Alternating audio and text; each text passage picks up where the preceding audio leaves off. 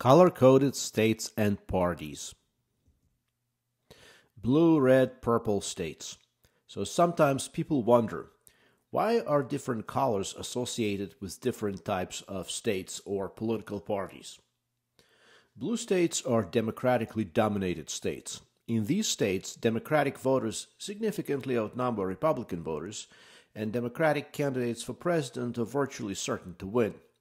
Examples include California, New York, Massachusetts. Red states are Republican-dominated states. In these states, Republican voters significantly outnumber Democratic voters, and Republican candidates for president are virtually certain to win.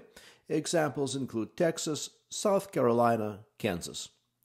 And purple being the color that is a derivative of blue and red, also known as battleground color, and purple states are known as battleground states. So these are states where neither party dominates. You have more or less parity with regard to Democratic and Republican voters. And so this balance ensures very interesting elections, truly competitive elections. In recent years, examples of purple states in presidential elections would be Ohio, Florida, and Nevada.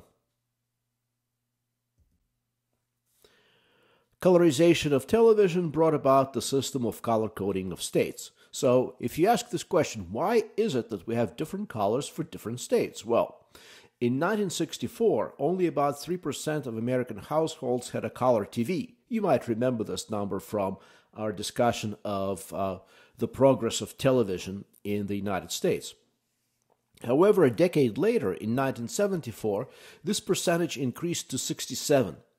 And by 1978, 78% of American households had a color TV. So in a span of 14 years, from 1964 to 1974, we went from 3% of households with a color TV to 78% with a color TV.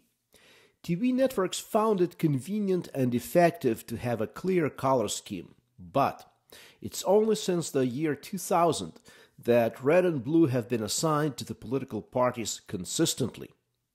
The first colorful electoral maps on television were broadcast in 1976, but there was no consistency between networks as to what colors were used for which party. So red often stood for Democrats and blue for Republicans. Maps showing party affiliation by red and blue date back to at least 1883, though red often stood for Democrats and blue for Republicans. The long, arduous election between George W. Bush and Al Gore in the year 2000 cemented the red and blue designations for Republicans and Democrats. According to the History Channel, the major news networks banded together to keep the colors consistent, which made reporting the contested electoral college numbers and the Florida recount a less confusing task. It took weeks to call that election, and by that time, the color associations were set. Party color coding in other countries.